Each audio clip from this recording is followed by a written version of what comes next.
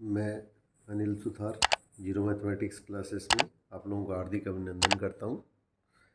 आज हम कक्षा 10th के लिए इम्पोर्टेंट शॉर्ट क्वेश्चन है वो पहले इसके अंदर करने जा रहे हैं।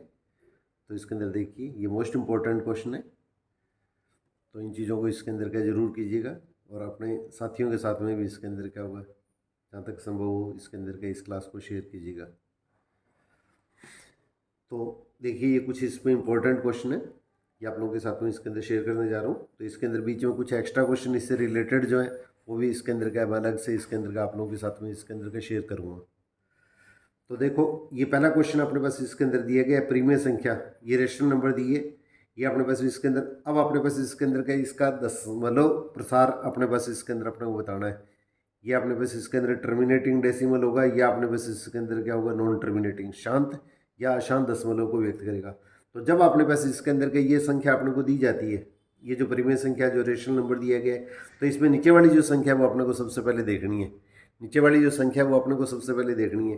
तो नीचे वाली संख्या में अगर 2 की पावर और 5 की पावर चाहे अपने को कुछ भी दी जाए, 2 की पावर और 5 की पावर के अलावा अगर कोई भी संख्या दी जाती है, जैसे ये अपने पास में जो संख्या दी गई है, इस संख्या के अंदर क्या है, जो नीचे वाली जो संख्या है, इस संख्या के अंदर 2 की पावर, 5 की पावर और 5 की पावर दी है। पावर चाहे कुछ भी हो, इससे अपने को कोई लेना देना नहीं है।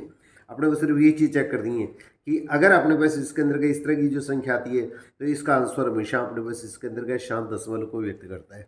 ये टर्मिनेटिंग डेसिमल को रिप्रेजेंट करता है। इसी से मिलता जुलता क्वेश्चन है वो इसके अंदर का आपके साथ में इसके अंदर का और शेयर करना जा रहा हूँ, ताकि इसके अंदर आपको कॉन्सेप्ट है उसके अंदर का क्लियर हो जाए। अब इसके अंदर देखिए, ये इसके अंदर दिया गया है 21/2 की पावर 3 गुणा 5 की पावर 2 गुणा 7। ऊपर तो 21 दिया गया है, नीचे इसके अंदर का 2 की पावर 3 गुणा 5 की पावर 2 गुणा 7 दिया गया है। अब आपने पास इसके अंदर का ये नीचे ये देखिए, 2 की पावर और 5 की पावर के अलावा अगर कोई भी अपने को संख्या दी गई है, 2 की पावर और 5 की पावर के अलावा अगर अपने को कोई भी संख्या दी गई है, तो ये बची हुई जो संख्या होती है वो इस ऊपर वाली संख्या के साथ में इसको अपने को हल करना है, इसको सॉल्व करना है। 2 की पावर और 5 की पावर अपने को चाहे कुछ भी दी जाए, इसके अलावा जो रिमेनिंग बची हुई जो टर्म है उसके अंदर का अपने पास इसके अंदर का ये जो संख्या ऊपर तो 21 है, नीचे 7 है, इसको अपने पास इसके अंदर का हल करना है। सबसे पहले ये चीज़ अपने को ध्यान रखने वाली चीज़ है। तो 7 से इसे हल करेंगे तो 7 एकम 7, 7 या 21। तब इसके अंदर देखो नीचे ये इसके अंदर का 7 अपने पास इसके अंदर क्या होगा, ये अपने पास कैंसिल हो जाएगा। 7 अपने पास क्वेश्चन के अंदर क्या होगा, अपने पास इसके अंदर का ये कैंसिल हो जाएगा। तो इसका अपने ऊपर तो इसके अंदर क्या आएगा, 3 आएगा, नीचे 2 की पावर 3 गुणा 5 की पावर 3, ये 7 इसके अंदर क्या हुआ, 21 है, अपने बस क्या क्वेश्चन के अंदर कैंसिल हो गया। और नीचे इसके अंदर क्या हुआ, अगर अपने को शांत या शांत दशमलव बताना है तो इसके अंदर का इसका जो आंसर आएगा वो अपने बस शांत दशमलव या टर्मिनेटिंग डेसिमल को रिप्रेजेंट करेगा। ये शांत दशमलव या अपने पास इसके अंदर का टर्मिनेटिंग डेसिमल को अपने पास इसके अंदर का रिप्रेजेंट करेगा। तो अभी मैंने जैसे आप लोगों को पहले बताया, इसके अंदर क्या हुआ, ऊपर अपने पास संख्या दी गई है, नीचे जो संख्या दी गई है, तो नीचे जो संख्या अपने पास इसके अंदर दी गई है उसमें 2 की पावर और 5 की पावर चाहे अपने को कुछ भी दी जाए, इसके अलावा अगर नीचे वाली जो संख्या है, जो हर की संख्या है, डिनोमिनेटर है, उसके अंदर अगर कोई भी संख्या आती है तो इसको ऊपर वाली संख्या के साथ में अपने को सबसे पहले हल करना है, इसको सिंप्लीफाई करना है। और सिंप्लीफाई करने पर अगर ये नीचे वाली जो संख्या है वो कैंसिल हो जाती है, जैसे हमारे पास इसके अंदर का 7 की टेबल से इसके अंदर का 7 के बड़े से इसे कैंसिल करेंगे तो 7 एकम 7, 7 या 21।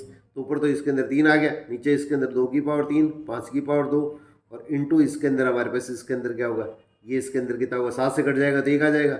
अब अपने पास इसके अंदर क्या, अगर अपने को सिर्फ ये चीज़ पूछी जाती है, ये चीज़ अपने को क्वेश्चन के अंदर पूछी जाती है कि ये शांत दशमलव है या अशांत दशमलव है, टर्मिनेटिंग या नॉन टर्मिनेटिंग डेसिमल है, तो इसके अंदर का इसका आंसर क्या लिखेंगे, अपने पास ये लिखेंगे। सबसे पहले अपने को ध्यान रखने वाली चीज़ क्या है, मैं बार बार अपने पास में आप लोगों के साथ में इसके अंदर का ये चीज़ शेयर करता जा रहा हूँ कि 2 की पावर और 5 की पावर के अलावा अगर अपने पास इसके अंदर का नीचे वाली जो टर्म है, अगर इसमें कोई टर्म नहीं है, पावर चाहे 2 और 5 की कुछ भी हो, तो इसके अंदर हमारे पास इसके अंदर का इसका जो आंसर आएगा वो शांत दशमलव या टर्मिनेटिंग डेसिमल को रिप्रेजेंट करेगा। परंतु अगर नीचे इसके अंदर क्या होगा, 2 की पावर और 5 की पावर के अलावा अगर कोई भी टर्म आ गई है, तो इस ऊपर वाली टर्म के साथ में ये जो टर्म है 2 की पावर और 5 की पावर, इसके अलावा बची हुई जो टर्म है इसके अंदर का इसको सिंप्लीफाई कर लीजिएगा, इसको आपने बस इसके अंदर का हल कर लीजिएगा। अब हल करने के बाद में इसके अंदर क्या होगा, अब 2 की पावर और 5 की पावर अगर शांत दशमलव या शांत दशमलव आंसर अगर पूछा जाता है ABCD के जो क्वेश्चन होते हैं ऑप्शन के अंदर, तो इसके अंदर क्या, तब तो आप 500 सीधा शांत दशमलव लिख देंगे, आपने को इसके अंदर का कोई भी चीज़ सॉल्व करने की जरूरत नहीं है। और अगर इसके अंदर कहते हैं इसके अंदर का इसका प्रसार लिखना है, शांत दशमलव प्रसार क्या होगा, तो उस स्थिति के अंदर हम क्या करेंगे, 2 की पावर और 5 की पावर को दोनों को अपने को सेम बनाना है, एक जैसा बनाना है। तो 2 की पावर 3 है, 5 की पावर अपने पास इसके अंदर क्या 2 है, तो इसका मतलब दोनों की पावर को सेम बनाने के लिए हम क्या करेंगे, इसके अंदर क्या 5 से ऊपर नीचे गुणा कर देंगे, क्यों 2 की पावर 3 है और 5 की पावर भी अपने पास इसके अंदर के 3 ही बनानी है, तो दोनों की पावर अपने पास ऑपरेशन के अंदर क्या करेंगे, सेम करेंगे। तो इसके अंदर क्या 5 से नीचे जब गुणा किया है, मल्टीप्लाई किया है, तो ऊपर भी 5 से इसके अंदर क्या गुणा कर देंगे, तो 5 को 3 से गुणा किया तो अपने पास इसके अंदर 15 आ गया। और 2 की पावर 3, 2 3 बार आ रहा है, 5 की पावर 3, 5 की पावर 2 और 5 कितना हो गया, 5 की पावर 3, इसका मतलब 5 भी 3 बार आ रहा है, तो 2 को 5 से गुणा करेंगे 10, 2 को 5 से गुणा करेंगे 10, 2 को 5 से गुणा करेंगे 10, तो इसका मतलब 10 को 3 बार गुणा करेंगे तो हमारे पास इसके अंदर का 1000 आ जाएगा। अब अपने पास नीचे इसके अंदर जितने जीरो है उतने अंकों से पहले, उतने डिजिट से पहले अपने पास अपने को दशमलव लगाना है, तो 1 2 3 3 जीरो है, तो इसका मतलब 3 अंकों पहले अपने पास इसके अंदर क्या करेंगे, इसके अंदर डेसिमल लगा देंगे, तो 0.015, 0.015 ये हमारे पास इसके अंदर का इसका शांत दशमलव प्रसार अपने को लास्ट के अंदर प्राप्त हो जाता है। अगर इस क्वेश्चन के अंदर पेपर में इस तरह से भी क्वेश्चन पूछा जा सकता है कि दशमलव के कितने अंकों के बाद में इसके अंदर का अपने पास इसके अंदर का शेषफल जो रिमाइंडर होगा वो अपने पास जीरो हो जाएगा, तो इसका मतलब हमारे पास इसके अंदर का दशमलव के अंदर क्या होगा, 1 2 3 3 अंकों के बाद में अपने पास का संख्या के अंदर क्या होगा, ये रिमाइंडर शेषफल जो है वो अपने पास इसके अंदर का शून्य हो जाता है। इसमें ध्यान रखने वाली चीज़ होती है कि शांत दशमलव इसके अंदर क्या कौन सी चीज़ होती है जिसमें अपने पास का डिवाइड करें, भाग दें और शेषफल जो रिमाइंडर जीरो आ जाता है, तो वो जो स्थिति होती है हल करने में जो मान आता है वो अपने पास इसके अंदर क्या होता है, शांत दशमलव या टर्मिनेटिंग डेसिमल कहलाता है। अब इसी टाइप से देखिए इसके अंदर क्या होगा, एक जैसे इस तरह का मैंने 2 क्वेश्चन छोटे छोटे और लिए ताकि इसके अंदर आपको बिल्कुल कॉन्सेप्ट क्लियर हो जाए, ताकि किसी भी तरह का क्वेश्चन आए तो आपका क्वेश्चन गलत नहीं हो जाए।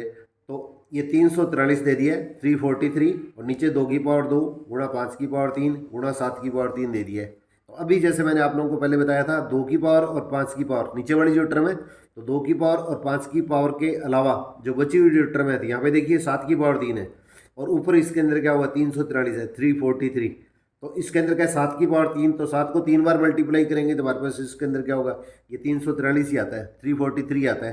तो इस टर्म से ये टर्म क्या होगी, कैंसिल हो जाएगी, ये टर्म अपने पास इसके अंदर क्या कैंसिल हो जाएगी, तो ऊपर तो हमारे पास इसके अंदर क्या बनेगा, 1 बचेगा और नीचे 2 की पावर 2 और 5 की पावर 3 बच जाएगा।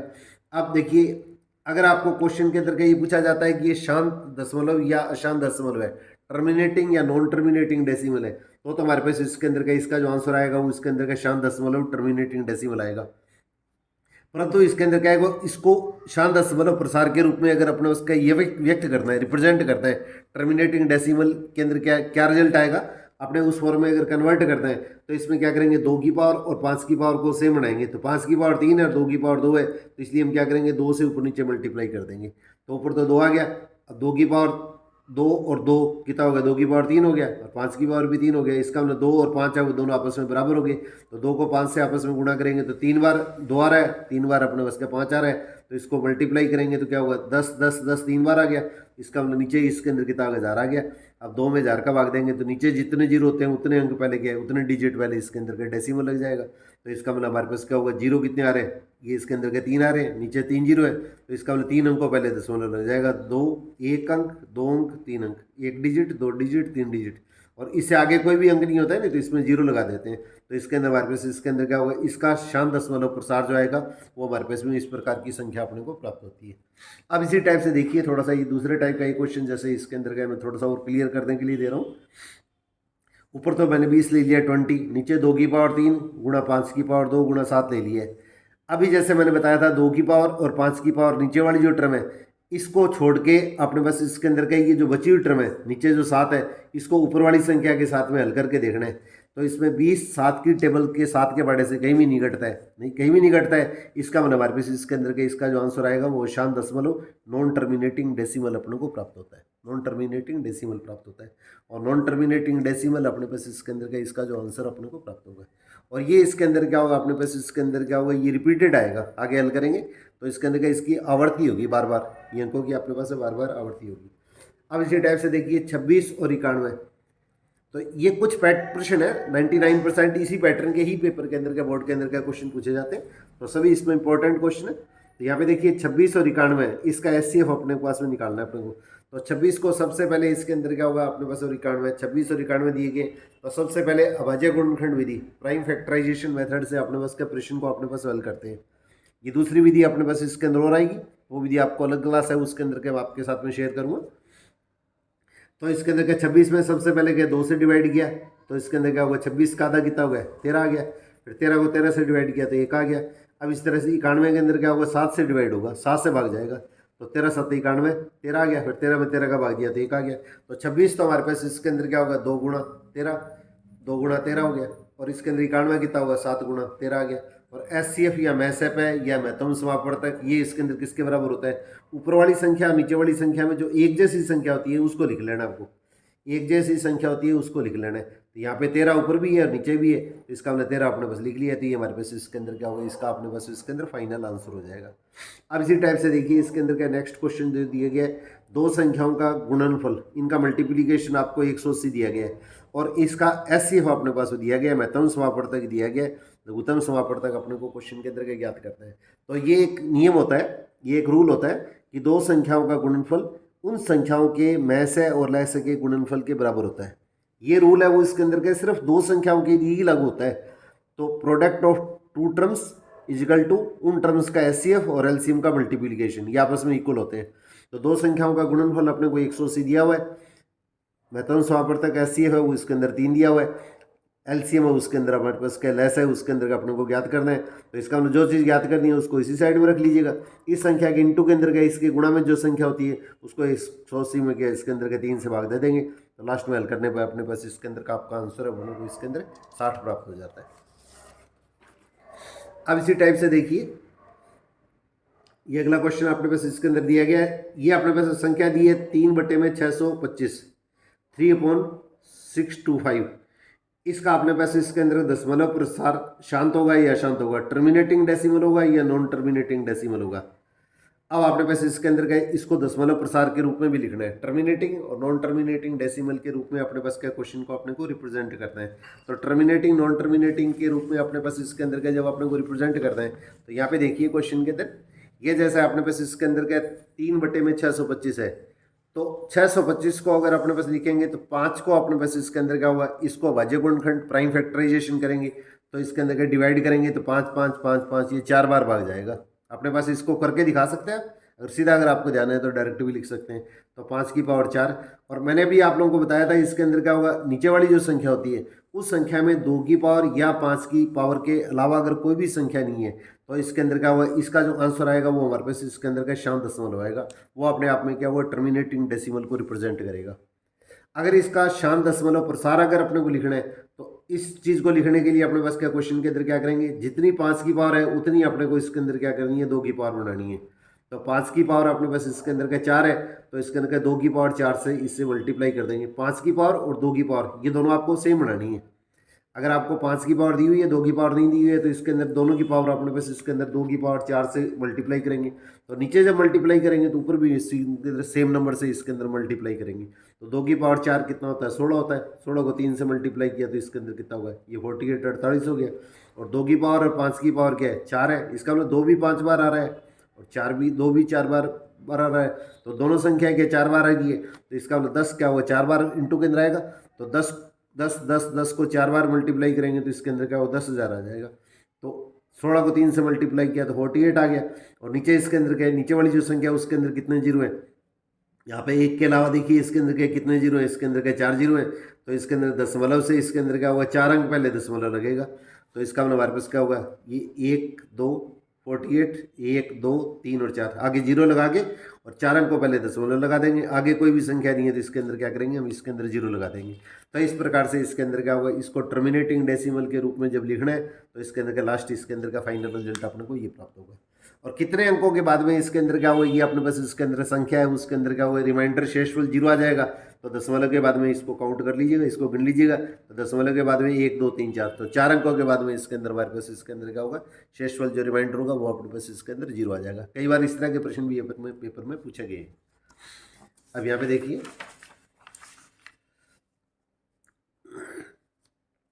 इस टाइप के इजी से क्वेश्चन है वो कई बार पेपर में पूछे गए, ये वैसे इसके अंदर का वो बहुत ज़्यादा इजी क्वेश्चन है। एक अपने पास इसके अंदर का बहुपद दिया गया है, बहुपद पॉलिनोमियल दिया गया है 4x+2, x इजिकल टू 2 पर इसके अंदर क्या है, इस बहुपद का अपने को मान ज्ञात करना है। x इजिकल टू 2 पर पॉलिनोमियल की अपने को वैल्यू ज्ञात करनी है। तो यहाँ पे x की वैल्यू जिस पॉइंट पे दी गई है, x इजिकल टू 2 पे दी गई है, तो x की जगह इसमें 2 रख दीजिएगा। तो x की जगह 2 रखेंगे, तो x की जगह 2 रखेंगे तो F2 4x की जो टर्म आएगी उसकी जगह 2 रख दो। जो भी वैल्यू अपने को पूछी जाती है, जो भी वैल्यू अपने को पूछी जाती है, बाकी टर्म में कोई भी अपने पास आपको चेंज नहीं करता है। तो 4 × 2 + 2, तो सबसे पहले वोल्टवास रूल के अंदर क्या आता है अपने पास, इसके अंदर क्या ब्रैकेट कॉल करते हैं, फिर इसके बाद में भाग कॉल करते हैं, फिर इसके बाद में गुणा कॉल करते हैं, फिर प्लस को, फिर माइनस को कॉल करते हैं। तो 4 को 2 से मल्टीप्लाई किया तो 8, 8 में 2 प्लस करेंगे तो 10। ये हमारे पास इसके अंदर क्या, इस क्वेश्चन का अपने पास में आंसर आ जाएगा। अब इसमें देखिए, यदि किसी द्विघात बहुपद के शून्यकों का योग -3 और गुणनफल 2 दिया गया, अगर आपने उसका ये क्वाड्रेटिक पॉलिनोमियल है, उसका सम ऑफ अपने पास इसके अंदर का जीरो जो -3 और प्रोडक्ट ऑफ जीरो जो अपने पास का 2 दिया गया है, तो अपने पास का पॉलिनोमियल बहुपद अपने को ज्ञात करना है। इस तरह का जो क्वेश्चन आता है ये 99% 2 नंबर के क्वेश्चन के अंदर पूछा जाता है। तो ये 2 क्वेश्चन एक जैसे क्वेश्चन है। देखिए आप, दूसरा भी क्वेश्चन क्या है, द्विघात बहुपद है, उसके शून्यकों का योगफल तो क्या 3/4 दिया गया है, गुणनफल अपने पास इसके अंदर -1 दिया गया है। तो इस क्वेश्चन को देखो, मैंने इस साइड के अंदर का आपको हल करके समझा रहा हूँ। तो यहाँ पे देखिए इस क्वेश्चन के अंदर, तो सबसे पहले ये द्विघात बहुपद अपने को ज्ञात करना है। तो जिसमें x की हाईएस्ट पावर होती है, वो इसके अंदर के जितनी होती है उतनी इसके अंदर के शून्यकों की संख्या होती है। x का क्या मान रखे कि ये अपने पास इसके अंदर का जो बहुपद जो पॉलिनोमियल दिया गया है उसका मान 0 हो जाए। x का क्या मान रखें जिसको रखने पर इसका मान 0 हो जाए, वो हमारे पास इसके अंदर क्या कहलाता है, इसके शून्य या बहुपद कहलाते, ये 0 जो पॉलिनोमियल कहलाते हैं। तो अपने पास इसके अंदर क्या द्विघात बहुपद क्वाड्रेटिक पॉलिनोमियल लिखना है, तो इसके अंदर ax² + bx + c लिखेंगे। और x की जो हाईएस्ट पावर है, x की सबसे बड़ी घात है, उसके गुणा में जो आता है वो इसका गुणांक जो होता है, इसका कॉफिशिएंट होता है, वो हमारे पास इसके अंदर क्या होना चाहिए, 0 नहीं होना चाहिए। ये कंडीशन है। अगर ये मान 0 हो गया तो हमारे पास इसके अंदर क्या, ये टर्म क्या होगी अपने पास क्या खत्म हो जाएगी। तो x की हाईएस्ट पावर जो आएगी वो अपने पास अगर 1 आएगी, और x की हाईएस्ट पावर अगर 1 है, तो इसको क्वाड्रेटिक पॉलिनोमियल या द्विघात बहुपद नहीं कहेंगे, इसको रेखिक बहुपद कहेंगे। रेखिक बहुपद या लीनियर पॉलिनोमियल कहलाएगा। और इसके शून्यक जो होंगे उनकी शून्यकों की संख्या जो आएगी 1 आएगी, क्योंकि x की हाईएस्ट पावर क्या 1 है, तो इसलिए इसके शून्यकों की संख्या जो आएगी, 0 जो पॉलिनोमियल है वो अपने पास 1 आएगी। और क्वाड्रेटिक बहुपद है, उसके अंदर क्या x की हाईएस्ट पावर क्या होती है, 2 होती है, इसलिए इसके अंदर क्या होगी, इसके शून्यकों की संख्या 0 जो पॉलिनोमियल होगी वो अपने पास इसके अंदर क्या होगी, 2 होगी।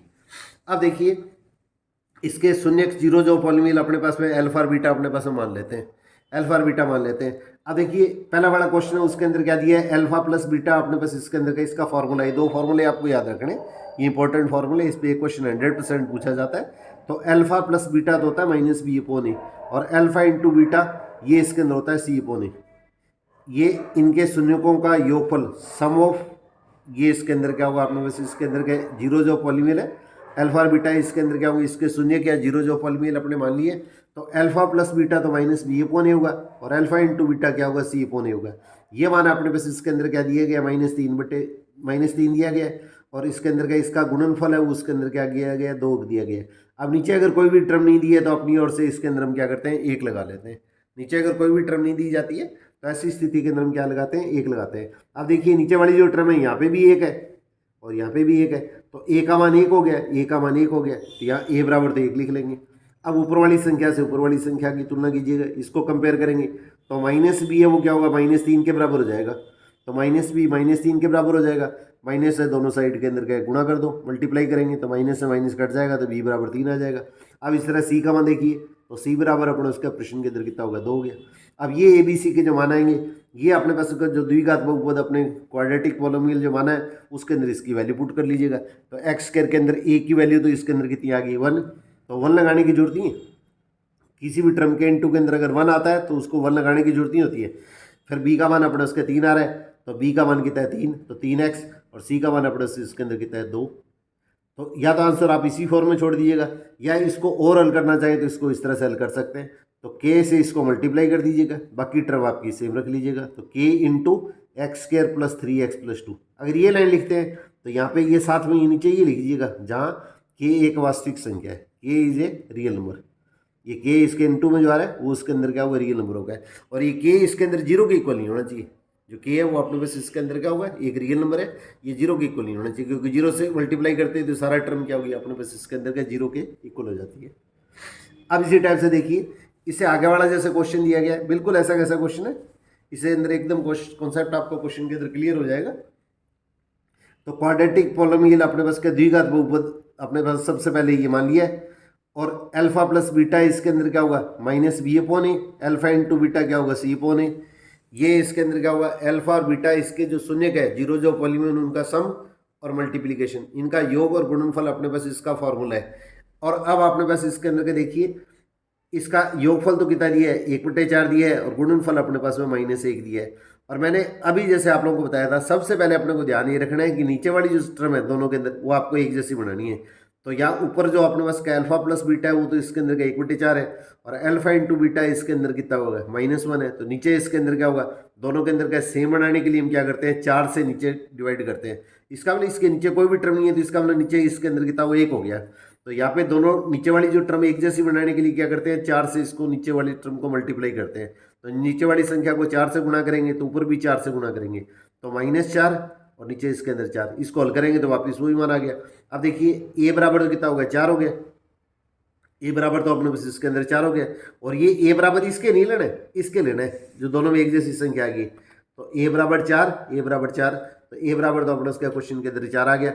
अब माइनस बी बराबर इसके अंदर कितना आएगा माइनस बी, ऊपर देखिए माइनस बी और ये 1 हो गया, तो माइनस बी 1 के बराबर है, तो इसको माइनस से मल्टीप्लाई कर दो, गुणा करेंगे तो ये तो प्लस हो जाएगा, ये माइनस हो जाएगा, तो बी बराबर -1 हो गया।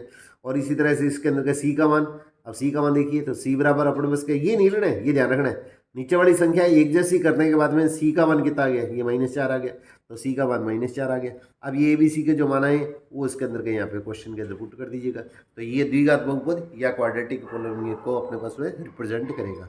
इसके इंटू में अगर के लगाना चाहें तो पहले वाले क्वेश्चन की तरीके से लगा के और नीचे लिख दीजिएगा, जहाँ के क्या है एक वास्तविक संख्या है, वेयर के इज ए रियल नंबर। अब देखिए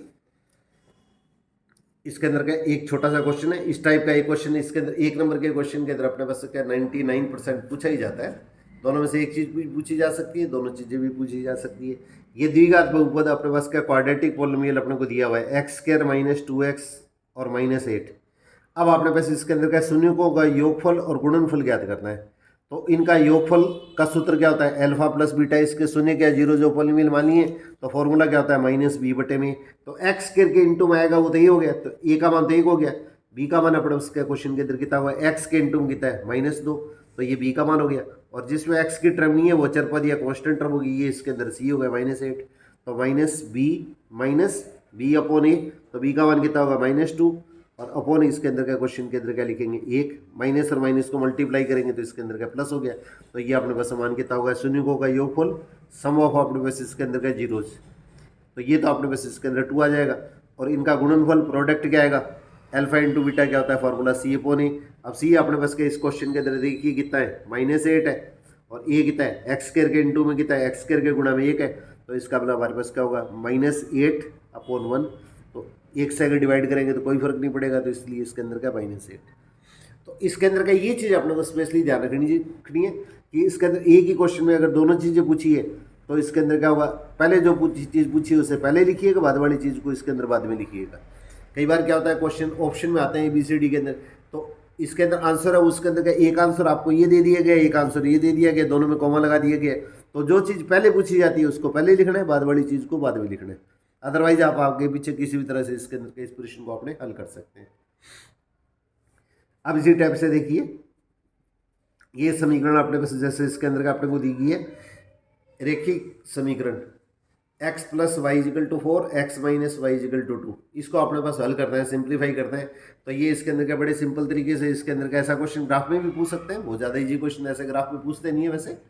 तो x + y = 4, x - y = 2। तो सबसे पहले x और y में से एक का जो गुणांक है ये कोफिशिएंट है वो इसके अंदर का सबसे पहले आप इक्वल कर लीजिएगा।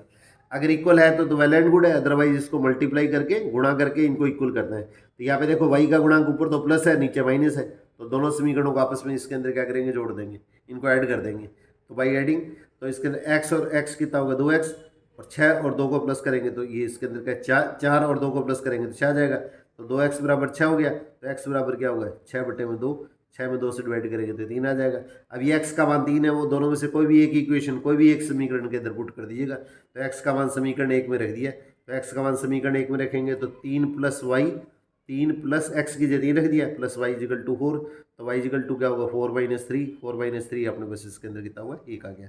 तो लास्ट में आंसर जो लिखते हैं उसको इस तरह से लिखा करो, x = पहले x का मान फिर y का मान। ये हमारे पास इसके अंदर का इस क्वेश्चन का अपने पास में आंसर आ गया। अब इसके बाद में देखिए, ये मोस्ट इंपॉर्टेंट क्वेश्चन है, इसमें 100% एक क्वेश्चन इसके अंदर का पूछा जाता है। ये 3 क्वेश्चन है देखिए। तो अगर आपने बस इसके अंदर क्या 2 समीकरण आपको दी जाती है, a1x + b1y + c1 = 0, a1x + b1y + c1 = 0 और a2x + b2y + c2 = 0। तो इसके अंदर x के इंटू में जो मान आते हैं, x के गुणा में जो मान आते हैं उनको आपस में डिवाइड कर दो, y के गुणा में मान आते हैं उनको आपस में डिवाइड कर दो। मैं जैसे 1 मिनट के लिए आप लोगों को इसके अंदर ये लिख के दिखा देता हूँ, a1x + b1y + c1 = 0, एक समीकरण ये है। दूसरे समीकरण a2x + b2y और +c2 = 0, ये 2 समीकरण दी गई है। ये दोनों इसके अंदर क्या होगा, पेयर ऑफ स्ट्रेट लाइन्स होगी। एक चीज़ आपने को इसके अंदर का ये भी ध्यान रखिएगा, ये छोटी क्लासों के अंदर पूछा जाता है, x और y एक ज्ञात राशि है, इसकी सबसे बड़ी घात अगर 1 होती है, x और y की सबसे बड़ी घात अगर 1 होती है, तो ये इसके अंदर क्या होगा, 2 ज्ञात राशियों की एक आती है समीकरण कहलाती है, लीनियर इक्वेशन इन 2 वेरिएबल्स। और ये हमेशा क्या होगा, एक सररेखा को व्यक्त करती है। 2 ज्ञात राशियों की एक आती है समीकरण होती है, इसका जो लेखा चित्र ग्राफ जो होता है वो हमेशा एक सररेखा को रिप्रेजेंट करता है। तो linear equation in 2 variables always represent a straight line. तो x के गुणा में जो मान आ रहे हैं उनको आपस में डिवाइड कर दो, y के गुणा में जो मान आ रहे हैं उनको आपस में डिवाइड कर दो। इसमें अपने को सबसे पहले ध्यान ये रखना है कि सारी टर्म है वो इसके अंदर का इक्वल टू जो बराबर है उसके एक तरफ होनी चाहिए। अगर नहीं है तो सबसे पहले इसके अंदर का सारी टर्म अपने पास में एक तरफ लेके आनी है। ये चीज़ अपने को थोड़ा सा स्पेशली ध्यान रखना है। तो x के इंटू में जो वैल्यू है और y के इंटू में जो वैल्यू है, जो भी साइन है वो साथ में लेना है, प्लस लेने की जरूरत नहीं है, माइनस है तो अपने को साथ में लेना है। अगर x के और y के जो गुणांक है, ये कोफिशिएंट है, उनका जो बटे में डिवाइड करते हैं वो इसका अनुपात या रेशो कहलाता है। अगर ये आपस में इक्वल नहीं हो, a1/a2 और b1/b2 अगर ये आपस में इक्वल नहीं हो तो इस स्थिति के अंदर क्या होगा, इसका जो हल आएगा, इसका सॉल्यूशन आएगा वो अद्वितीय हल होगा, ये यूनिक सॉल्यूशन होता है। ये हमेशा आपके पास इसके अंदर अद्वितीय हल या यूनिक सॉल्यूशन को व्यक्त करता है। और इसका जो ग्राफ आएगा वो हमारे पास इसके अंदर क्या होगा, ये प्रतिच्छेदी रेखाएं, ये इंटरसेक्टिंग लाइन्स होंगी। यूनिक सॉल्यूशन का मतलब ये दोनों रेखाएं जो होंगी, ये रेखा और ये रेखा, ये दोनों लाइन होगी। इसका जो ग्राफ खींचेंगे तो वो इसके अंदर क्या होगी, स्ट्रेट लाइन सरलेखा को व्यक्त करेगी। और ये दोनों रेखाएं आपस में इसके अंदर के किसी बिंदु पर आपस में इसके अंदर क्या होंगी, काटेंगी। तो ये प्रतिच्छेदी रेखाएं आ गई, ये प्रतिच्छेदी रेखाएं इंटरसेक्टिंग लाइन्स होगी ये। अब इसी टाइप से देखिएगा, अब अपने पास इसके अंदर पूछ लें इसके हल कितने होंगे, तो इसका हल क्या होगा, एक ही बिंदु पे काटती है अद्वितीय हल का ना, एक और केवल एक ही मान x और y का ऐसा होगा जो इस समीकरण को भी संतुष्ट करेगा और इस समीकरण को भी संतुष्ट करेगा। तो इसलिए इसके हलों की संख्या अगर पूछी जाती है तो हलों की संख्या इसके अंदर क्या होगी, सिर्फ अपने पास में एक होगी। ये चीज़ अपने पास में इसके अंदर का आपको ध्यान रखनी है। अगर अद्वितीय हल की स्थिति अगर पूछी जाती है तो इसके अंदर हमारे पास ये इसके अंदर क्या, इसकी कंडीशन या शर्त होगी, ये कंडीशन या इसके अंदर का इसका प्रतिबंध कहलाता है। तो अद्वितीय हल के लिए अपने पास इसके अंदर का प्रतिबंध क्या होता है, x के और y के गुणा में जो मान होते हैं उनको आपस में डिवाइड कर दो, वो इसका अनुपात या रेशो कहलाता है। अगर ये इक्वल नहीं हो तो इसका हल क्या होगा, अद्वितीय हल होगा। अद्वितीय हल के लिए शर्त लिखनी है तो हमारे पास इसके अंदर क्या ये अपने पास शर्त होगी। और ये किस प्रकार का इसका ग्राफ आएगा, तो ये दोनों रेखाएं जो होंगी इनका ग्राफ जो होगा वो एक दूसरे को आपस में ये काटेंगी, तो इसका मतलब ये क्या होंगी, प्रतिच्छेदी रेखाओं को रिप्रेजेंट करेगी, ये प्रतिच्छेदी रेखाओं को व्यक्त करेगी। और हलों की संख्या अगर पूछी जाती है तो हलों की संख्या होगी वो अपने पास इसके अंदर क्या होगी, इसके अंदर क्या होगी, सिर्फ अपने पास इसके अंदर एक आएगी। हलों की संख्या हमारे पास इसके अंदर एक आएगी। अब इसी टाइप से देखिए, 3 कंडीशन है, तीनों में से एक क्वेश्चन 99.999% पूछा जाता है। अब इस तरह से x के गुणा में, y के गुणा में और ये जो अचर पद है कॉन्स्टेंट टर्म्स है उनको आपस में डिवाइड करना है। ये चीज़ मैंने आप लोगों को बताई है। इसके अंदर क्या है, ये सारी टर्म है वो इक्वल टू बराबर है उसके एक तरफ लेके आनी है। और x के गुणा के अंदर जो आ रहा है उनको आपस में डिवाइड करोगे, y के गुणा में जो आ रहा है उसके अंदर क्या, उसके जो संख्या को आपस में डिवाइड करोगे, कांस्टेंट जो आ रहा है उसको आपस में डिवाइड करोगे। प्लस माइनस का जो भी साइन है वो आपको साथ में लगाना है, प्लस लगाने की आवश्यकता नहीं होती है, माइनस को साथ में लगाना है। अगर x और y के गुणांकों का अनुपात तो आपस में इसके अंदर क्या बराबर हो और ये कांस्टेंट जो होता है अगर ये बराबर नहीं होता है तो इसका मतलब हमारे पास इसके अंदर क्या है, ये जो समीकरण निकाय जो दिया गया है, ये सिस्टम ऑफ लीनियर इक्वेशन जो दी गई है, इसका कोई भी हल विद्यमान नहीं होगा। इसका कोई भी हल अपने पास इसके अंदर विद्यमान नहीं होगा। इसका मतलब ये नो सॉल्यूशन की पोजीशन आएगी। अगर एक्स के और वाई के जो गुणांक है, इनके जो कॉफिशिएंट है, उनका रेशियो तो आपस में अगर इक्वल हो और कांस्टेंट अगर अपने इसका डिफरेंट हो, ये दोनों इक्वल हो और तीसरा अगर अलग हो, डिफरेंट हो, तो इसका मतलब इसके अंदर हमारे पास इसका कोई भी हल नहीं आएगा। इसका मतलब नो सॉल्यूशन। और इसका ग्राफ अगर पूछेंगे तो इसका मतलब ये दोनों रेखाएं आपस में एक दूसरे की क्या होंगी, समानांतर होंगी। समानांतर होगी, इसका मतलब किसी बिंदु पे काटेंगे नहीं और किसी बिंदु पे काटेंगे नहीं, तो इसका मतलब हमारे पास इसका कोई भी हल अपने पास में अपने को प्राप्त नहीं होता है। इसका मतलब इस समीकरण के अंदर इसका कोई भी हल अपने को प्राप्त नहीं होगा। अब इसी टाइप से देखिए, अगर x के गुणा में और y के गुणा में और इसके अंदर जो कांस्टेंट है अचर टर्म है, तीनों का जो रेशियो अगर इक्वल होता है, पहले वाले में तो ये दोनों इक्वल थे, तीसरा इक्वल नहीं था, और इसके अंदर क्या तीनों इक्वल आ रहे हैं, तो तीनों इक्वल आते हैं तो इसके अंदर क्या होगा, ये जो दोनों रेखाएं आएंगी वो एक दूसरे के ऊपर आएंगी। ये दोनों रेखाओं का ग्राफ आएगा, एक तो रेखा जैसे ये भी होगी और दूसरी रेखा हमारे पास इसके अंदर के इसके ऊपर ही आएगी, ये जैसे पी की रेखा होगी। तो दो रेखाएं अगर एक दूसरे के ऊपर आती है तो इसको संपाती रेखाएं बोलते हैं, कॉन्सिडेंट लाइन्स। तो इसके अंदर क्या है, और कोई भी रेखा पर कितने बिंदु होते हैं, अनंत बिंदु होते हैं, इनफाइनाइट बिंदु होते हैं। तो इसलिए इसके अंदर क्या, इसका जो हल आएगा वो क्या होगा, अपरिमित रूप में अनंतल, अपरिमित रूप में अनंतल, infinite many solutions are there. अपरिमित रूप में अनंतल या infinite many solutions are there. तो ये जो स्थिति आएगी, पहले वाली स्थिति है वो अपने पास क्या क्वेश्चन के अंदर क्या हुई, एक्स के और वाई के जो गुणांक के अंदर जो मान आते हैं, इसके जो कॉफिशिएंट होंगे उनको आपस में डिवाइड करेंगे, ये आपस में इक्वल नहीं आने चाहिए। अगर ये इक्वल नहीं आते हैं तो इसका मतलब हमारे पास हल क्या होगा, अद्वितीय हल या यूनिक सॉल्यूशन। इसका मतलब क्या होगा, इसका मतलब हमारे पास दोनों रेखाएं एक दूसरे को आपस में किसी बिंदु पर काटेंगी और काटेंगे तो इसका मतलब इसका जो ग्राफ आएगा वो क्या होगा, प्रतिच्छेदी रेखाएं, इंटरसेक्टिंग लाइंस होगा। और इसके अंदर हलों की संख्या हमारे पास इसके अंदर क्या होगी, इसके अंदर एक होगी। अब इसी तरह से a1/a2 b1/b2 ये तो इक्वल है, यहाँ पे इक्वल नहीं था, यहाँ पे अगर ये इक्वल है और कांस्टेंट अगर इक्वल नहीं है तो इसका मतलब दोनों रेखाओं का ग्राफ जो आएगा वो तो क्या होगा, ये समानांतर रेखा होगी, पैरेलल लाइंस होंगी। और इसके अंदर का इसका कोई भी हल विद्यमान नहीं होगा, नो सॉल्यूशन। और हलों की संख्या अगर पूछी जाती है तो हलों की संख्या हमारे पास इसके अंदर का कोई नहीं होगी, इसका मतलब 0 होगी।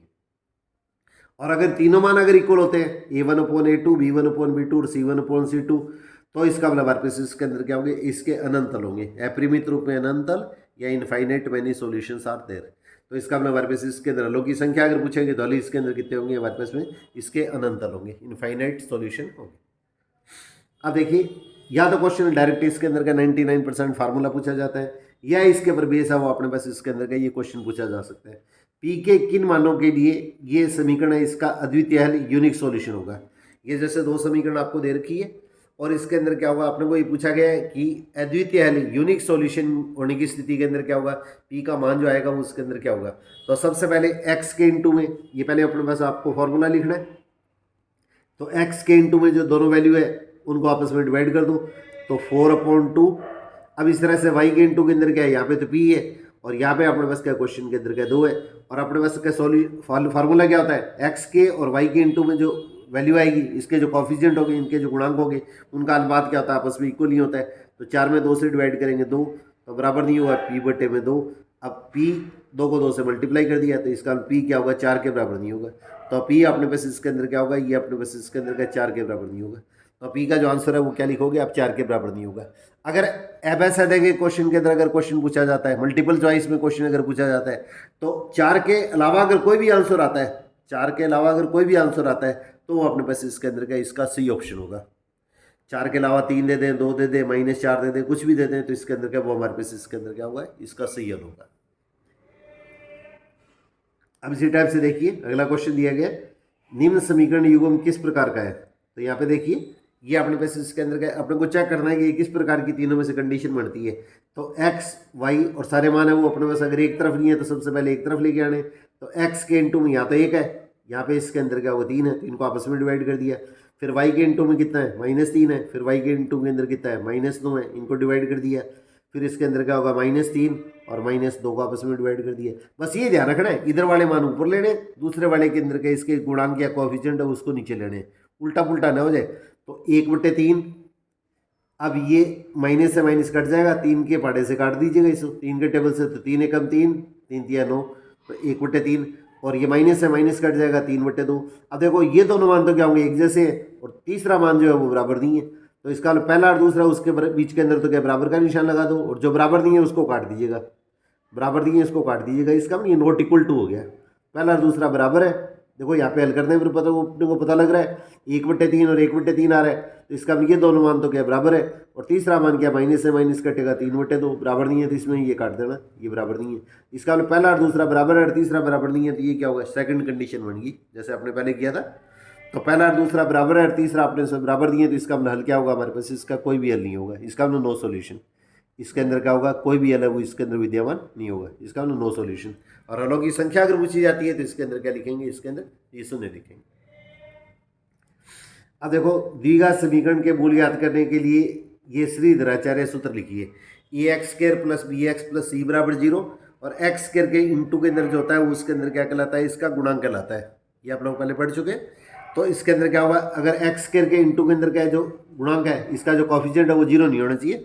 ये पेपर में क्वेश्चन ऐसे भी पूछा गया है, ax² + bx + c = 0, ax² + bx + c = 0। अब ये क्वाड्रेटिक इक्वेशन या द्विघात समीकरण क्या होगी, इसके लिए शर्त लिखेंगे a not equal to 0, a not equal to 0। ये इसके अंदर क्या होगी, इसके अपने पास इसके अंदर क्या होती है, शर्त होती है, ये इसकी कंडीशन होती है, necessary condition for quadratic equation. इसके लिए द्विघात समीकरण होने के लिए आवश्यक शर्त क्या है।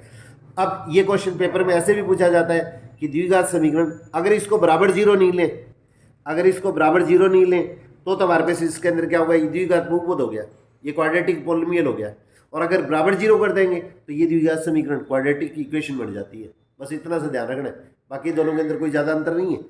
अब यहाँ पे x के जो मान है वो इस समीकरण को, इस इक्वेशन को संतुष्ट करते हैं, सेटिस्फाई करते हैं, वो इस समीकरण के मूल या हल कहलाते हैं। x के जो मान इस समीकरण को, इस इक्वेशन को सेटिस्फाई करते हैं, संतुष्ट करते हैं, वो इस समीकरण के मूल या हल, मूल है उसको इंग्लिश के अंदर क्या होगा, सॉल्यूशन कह देते हैं।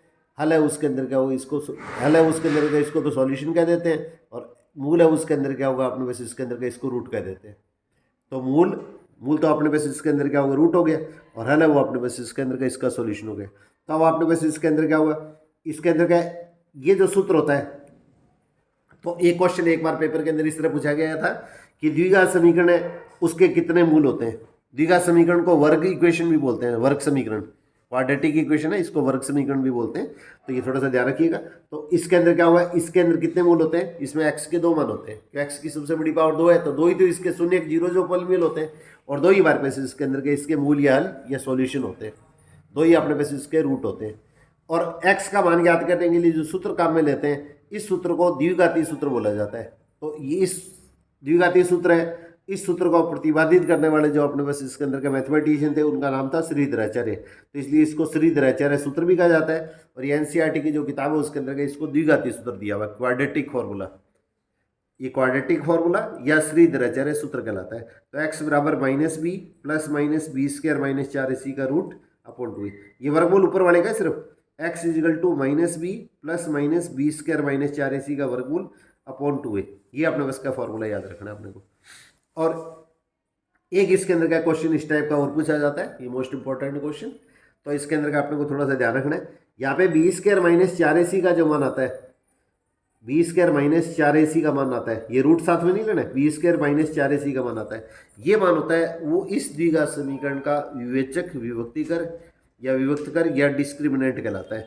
तो x के जो मान आएंगे वो किस तरह के होंगे, वास्तविक होंगे या वास्तविक नहीं होंगे, या समान होंगे या समान नहीं होंगे, या इसके अंदर क्या होंगे, किस तरह की स्थिति बनती है, वो इस मूलों की प्रकृति होती है। तो मूलों की प्रकृति किस पर निर्भर करती है, क्वाड्रेटिक इक्वेशन या द्विघात समीकरण है उसके मूलों की प्रकृति किस पर निर्भर करती है। अगर आपको ये पूछा जाता है तो इसमें लिखेंगे इसकी प्रकृति है वो इसके अंदर का विभक्तिकर या डिस्क्रिमिनेंट b² - 4ac के मान पर निर्भर करती है। तो इसकी वैल्यू जो होगी, इसकी प्रकृति नेचर ऑफ रूट्स है वो इसके अंदर b² - 4ac, इसके डिस्क्रिमिनेंट विवेचक या विभक्तिकर है उस पर निर्भर करती है। अब देखिए अगले वाला क्वेश्चन दिया गया है कि ये जो समीकरण आपको दी गई है 3x² - 4√3x + 4 = 0, इसके मूलों की प्रकृति ज्ञात कर दी है। तो इस क्वेश्चन को देखिए, मैंने जैसे इसके अंदर का नेक्स्ट पेज पे इसको सॉल्व किया।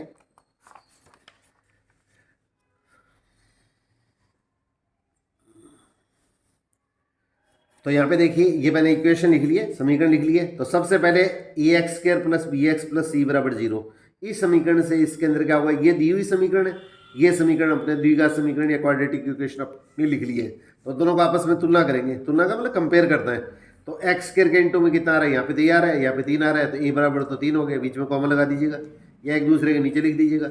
एक्स के इंटू के अंदर कितना आ रहा है, -4√3, यहाँ पे एक्स के इंटू में बी आ रहा है, तो बी बराबर क्या होगा, -4√3। और सी कितना आ रहा है, ये इसके अंदर क्या होगा, ये कांस्टेंट है, उसके अंदर कितना आ रहा है, 4 आ रहा है। ये चीज़ अपने को ध्यान रखनी है कि सारी वैल्यू अपने को बराबर के एक तरफ जरूर लेके आनी है। तो इसके अंदर का सी बराबर कितना होगा, 4 हो गया। अब इसका विवेचक विभक्ति कर या विभक्त कर, इसको डिस्क्रिमिनेंट बोलते हैं। ये किसके बराबर होता है, b² - 4ac के बराबर होता है। आपको ये भी पूछ सकते हैं कि इसका विवेचक बताइए, तो विवेचक या डिस्क्रिमिनेंट का मतलब b² - 4ac। तो ये वैल्यू जो है उसके अंदर पुट कर दीजिएगा BAC की। तो B की वैल्यू कितनी है, -4√3, इसका होल स्क्वायर कर दिया, -4, A की वैल्यू 3, C की वैल्यू 4। अब माइनस का स्क्वायर तो क्या होता है, प्लस होता है, 4 का वर्ग तो क्या होगा, 16 हो गया, √3 का वर्ग 3 हो गया, बीच में कोई निशान नहीं है, इसका गुणा का निशान है, इंटू का निशान है। 4 को 4 से गुणा किया 16, और ये इसके अंदर इंटू 3, 16 को 3 से मल्टीप्लाई किया तो 48, और -48, और 48 - 48 कितना होगा, 0 हो गया, और 48 - 48 0 गया। तो इसका अपना हमारे पास इसके अंदर अगर आपको विवेचक पूछा जाता है तो हमारे पास आंसर क्या लिखेंगे, ये इसके अंदर क्या होगा, इसका डिस्क्रिमिनेंट तो क्या होगा, 0 हो गया। और जब डिस्क्रिमिनेंट 0 होता है तो यदि की जो इक्वेशन होती है उसके मूल क्या होते हैं, वास्तविक और समान होते हैं, ये रियल और इसके अंदर इक्वल होते हैं। इसमें 3 कंडीशन होती है। आगे इसके अंदर एक ऐसा क्वेश्चन आएगा, उसके अंदर आपको ये सारी चीज़ मैं इसके अंदर का क्लियर कर दूंगा। तो b² - 4ac की वैल्यू जब 0 के इक्वल आती है तो इस इक्वेशन के जो रूट होते हैं, मूल होते हैं, वो वास्तविक और समान, रियल और इसके अंदर इक्वल होते हैं।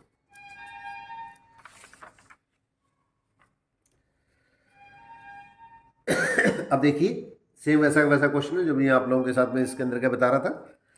एक क्वाड्रेटिक इक्वेशन दी है, द्विघात समीकरण दी है, इसके मूल किस प्रकार के होंगे, तो b² - 4ac 0 के बराबर है, b² - 4ac 0 से छोटा है, और b² - 4ac 0 से बड़ा है। अब इस क्वेश्चन को देखो, मैंने इसके अंदर का ये इसके अंदर का अलग से इसके अंदर का हल करके आपको बताया। आपको अंदर ये तीनों में से एक क्वेश्चन 99% पूछा जाएगा, ये स्पेशली आप ध्यान से कीजिएगा। तो b² - 4ac अगर 0 के बराबर होता है, b² - 4ac 0 के बराबर होता है, तो b² - 4ac क्या कहलाता है, ये क्वाड्रेटिक इक्वेशन जो द्विघात समीकरण दी है उसका विभक्तिकर या विवेचक या इसके अंदर इसका डिस्क्रिमिनेंट कहलाता है। और b² - 4ac पर इस समीकरण के जो मूल होते हैं, x के जो मान होते हैं, वो इसके अंदर किस तरह के होंगे, वास्तविक होंगे या वास्तविक नहीं होंगे, समान होंगे या समान नहीं होंगे, वो इसके अंदर क्या कहलाती है, इसकी नेचर ऑफ रूट्स कहलाती है, मूलों की प्रकृति कहलाती है। तो वो b² - 4ac पे निर्भर करती है। तो b² - 4ac अगर 0 के बराबर होता है तो इसके मूल क्या होते हैं, वास्तविक और समान होते हैं। इस समीकरण के जो मूल होते हैं वास्तविक और समान होते हैं, रियल और इक्वल होते हैं। b² - 4ac अगर 0 के बराबर है तो इस समीकरण के जो रूट होंगे, मूल होंगे, वो वास्तविक और समान, रियल और इक्वल होंगे। अब b² - 4ac 0 से अगर छोटा होता है, ये लास्ट ईयर पूछा गया था क्वेश्चन, b² - 4ac 0 से छोटा होता है, ऐसे क्वेश्चन ऑप्शन के अंदर आते हैं जनरली, ABCD वाले 4 क्वेश्चन के अंदर आते हैं। तो b² - 4ac अगर 0 से छोटा होता है तो इसका मतलब इसके अंदर क्या होगा, इसका कोई भी वास्तविक हल नहीं होगा, तो इसका कोई भी रियल रूट नहीं होगा। b² - 4ac 0 से छोटा होगा तो इसका कोई भी वास्तविक हल नहीं होगा, इसका वास्तविक मूल नहीं होगा, कोई भी रियल रूट नहीं होगा। और इस तरह से b² - 4ac 0 से अगर बड़ा होता है तो इसके रूट या मूल जो होते हैं वो वास्तविक और भिन्न होते हैं, भिन्न या असमान। b² - 4ac 0 से अगर बड़ा होता है तो इसके जो रूट मूल होते हैं वो इसके अंदर वास्तविक और अपने पास इसके अंदर क्या होंगे, असमान या भिन्न होते हैं। तो ये अपने इसका होगा b² - 4ac 0 के इक्वल होगा, तो इसके मूल वास्तविक और समान, इसके जो रूट आएंगे वो रियल और इक्वल होंगे। b² - 4ac 0 से छोटा होगा तो इसके अंदर क्या होगा, इसका कोई भी मूल वास्तविक नहीं होगा, इसका कोई भी रियल रूट नहीं होगा, तो no real root are there. और b² - 4ac 0 से अगर बड़ा होगा तो इसके मूल वास्तविक और भिन्न या असमान, एक ही बात होगी। तो इसके अंदर क्या होंगे, इसके जो रूट आएंगे वो इसके अंदर क्या होंगे, रियल होंगे, और इसके अंदर अनइक्वल होंगे, रूट अपने पास में अनइक्वल होंगे। अब इसी टाइप से देखिए एक इसके अंदर का मोस्ट इंपॉर्टेंट क्वेश्चन है, ये भी पुराने पेपरों के अंदर पूछा गया है। यदि कोई भी द्विघात समीकरण क्वाड्रेटिक इक्वेशन आपको दी हुई है x² - kx + 4 = 0, इसके मूल समान हो तो k का मान बताइए। ये अपने NCERT का ही क्वेश्चन है, मोस्ट इंपॉर्टेंट क्वेश्चन में से। x² - kx + 4 = 0, ये कोई द्विघात समीकरण या क्वाड्रेटिक इक्वेशन दी है और इसके मूल क्या दिए हैं, इसके रूट अब इक्वल दिए हुए हैं, तो k की वैल्यू अपने को क्वेश्चन के अंदर क्या ज्ञात करनी है। तो यहाँ पे देखिए ये एक्स स्क्र माइनस के एक्स प्लस 4 इजिकल टू 0। तो ये सबसे पहले एक्स स्क्र के इंटू के अंदर यहाँ पे कुछ भी नहीं दिया है, इसका मतलब ये क्या है। फिर एक्स के इंटू के अंदर क्या है, ये आपने बस इसके अंदर क्या होगा, ये माइनस के है तो बी बराबर क्या होगा, माइनस के हो गया। और सी कांस्टेंट, ये अपने को ध्यान रखना है कि सबसे पहले सारी वैल्यू बराबर के एक तरफ लेके आनी है। तो सी कांस्टेंट इसके अंदर कितना होगा, 4 हो गया। तो सबसे पहले इसके अंदर क्या होगा, इसका विभक्तिकर या डिस्क्रिमिनेंट, इसको डी से रिप्रेजेंट करते, डी से व्यक्त करते। तो डी बराबर बी स्क्वायर माइनस 4 ए सी। तो माइनस बी की वैल्यू कितनी है, माइनस के, इस पूरे का स्क्वायर कर देंगे। माइनस 4 ए की वैल्यू 1 है, सी की वैल्यू कितनी है, ये अपने उसके 4 है। तो माइनस का स्क्वायर क्या होगा, प्लस, तो के स्क्वायर, इनको आपस में मल्टीप्लाई कर दो। तो 4 4 और 1 को गुणा करेंगे तो 16। तो ये आ गया। अब मूल समान होने के लिए शर्त या प्रतिबंध क्या होता है, ये अपने पास का मूल समान होने के लिए प्रतिबंध या शर्त अगर आपको पूछी जाती है तो necessary condition for equal roots, real और इक्वल रूट्स। तो इसके अंदर क्या होता है, b square minus 4 a c 0 के बराबर होता है। तो आपने ये जो वैल्यू बताई निकाली है बी स्क्वायर माइनस 4 ए सी, इस मान को 0 के बराबर कर दीजिएगा। तो के स्क्वायर बराबर कितना होगा, 16 हो गया। तो इसके अंदर क्या होगा, इसका रूट लेंगे तो के स्क्वायर बराबर कितना हुआ, 16 का रूट लेंगे तो प्लस माइनस 4 आ जाएगा। तो ये हमारे पास इसके अंदर क्या होगा, इस प्रश्न का अपने पास में आंसर आ जाएगा। ये इस क्वेश्चन का अपने पास इसके अंदर आंसर आ जाएगा। अब इसी टाइप से देखिए, ये छोटे क्वेश्चन है, ये समानांतर श्रेणी, इसको शॉर्ट में एपी बोलते हैं, अर्थमेटिक प्रोग्रेशन। तो 2, x, 26 अगर समानांतर श्रेणी एपी में हो तो x का मान बताइएगा। तो अगर ये तीनों पद है वो 2x और 26 अपने पास में समानांतर श्रेणी में दिए गए हैं। तो अगर ये एपी में या समानांतर श्रेणी में होते हैं तो इसके अंदर क्या होता है, दो दो पदों का जो अंतर होता है वो आपस में इसके अंदर क्या होता है, इक्वल होता है। समानांतर श्रेणी के अंदर आप ये रूल पढ़ चुके हैं। तो इसके अंदर क्या, दो लगातार जो पद होते हैं, जो कंजक्टिव नंबर्स होते हैं, उनका डिफरेंस क्या होता है, आपस में इक्वल होता है। तो x और 2 का डिफरेंस माइन अंतर, और 26 और x का अंतर, ये ध्यान रखना है। दूसरे पद में से पहला पद और तीसरे पद में से दूसरा पद माइनस करना है, नहीं तो आपका क्वेश्चन गलत हो जाएगा। तो इनको आपस में अंतर कर दीजिएगा। तो इनका अंतर इक्वल किया, एक्स की टर्म इसको तो एक तरफ रख लीजिएगा, तो एक्स तो वैसे कैसे आ गया, और ये एक्स दूसरी साइड में उसको इधर लाएंगे तो इसका निशान बदल जाएगा। 26 अपने पास में बिल्कुल वैसे वैसे रह जाएगा, और -2 इस साइड में आएगा तो ये प्लस हो जाएगा। एक्स और एक्स को प्लस करेंगे तो 2x आ गया। तो 26 और 2 को प्लस करेंगे तो 28 28 आ गया। तो एक्स बराबर क्या होगा, 28/2 बराबर 14। ये एक्स का मान जो आएगा वो अपने पास इसके अंदर के 14 के बराबर हो जाएगा। अब इसी टाइप से देखिए, इस क्वेश्चन के अंदर क्या हुआ, ये समानांतर श्रेणी अपने पास इसके अंदर क्या दी गई है, ये एपी दी गई है। अब आपने पास इसका प्रथम पद, फर्स्ट टर्म और कॉमन डिफरेंस, सार्वंतर बताना है। तो फर्स्ट टर्म तो कौन सी है, ये इसके अंदर क्या होगी, 3 होगी। फर्स्ट टर्म तो अपने पास इसके अंदर 3 होगी। और कॉमन डिफरेंस कैसे निकालते हैं, सार्वंतर, दूसरे पद में से पहला पद माइनस करना है। तो इसके अंदर का ये देखिए, अगर मान अगर कम हो रहा है, आगे वाली जो टर्म है वो अगर कम होती जा रही है, तब तो इसके अंदर क्या, सार्वंतर कॉमन डिफरेंस जो आता है वो माइनस में आता है। और मान अगर बढ़ते हैं तो ये मान क्या आता है, अगर अपन बस क्या, प्लस में आता है। तो सार्वंतर या कॉमन डिफरेंस कितना होगा, दूसरी टर्म में से पहली टर्म माइनस कर दीजिएगा। तो सार्वंतर बराबर 1 - 3। अब देखो, 1 का मतलब तो क्या होगा, प्लस फायदा, और माइनस का मतलब होगा घाटा। सिंपल सा व्यवहार के अंदर है, कहीं भी कैलकुलेशन में गलती मत कर देना। 1 का मतलब तो क्या, ये फायदा हो गया, प्रॉफिट हो गया, और माइनस का मतलब क्या होगा, लॉस हो गया। तो 1 रुपया फायदा है, 3 रुपये घाटा हो गया, तो कुल मिला के क्या हो गया, 2 रुपये का लॉस हो गया। तो माइनस का मतलब लॉस, ये घटा हो गया, और लॉस कितना है, 2 रुपये का, तो माइनस का 2। तो सार्वंतर क्या आएगा, ये -2 आ जाएगा। अब इसी टाइप से पेपर के अंदर क्या, ये पिछले साल इसके अंदर क्या क्वेश्चन है, उसके अंदर आगे के 3 पद पूछ लिए थे, आगे के 3 पद पूछ लिए थे। तो आगे के 3 पद पूछ रहे हैं, तो इसके अंदर क्या होगा, इसमें 2 2 इसके अंदर का माइनस करते जाओ। तो -3 में 2 माइनस करेंगे तो -5, उसमें और 2 माइनस करेंगे तो -7, उसमें 2 और माइनस करेंगे तो -9। इस तरह से आगे के पद भी पूछ सकते हैं, पीछे के 3 पद भी पूछ सकते हैं। तो पीछे के पूछेंगे जब, तो 3 पद क्या होंगे, ये प्लस होते जाएंगे। आगे पूछेंगे तो इसके अंदर क्या, माइनस होते जाएंगे। अब आगे वाला क्वेश्चन देखो, बिल्कुल बिल्कुल वैसा वैसा दिया गया।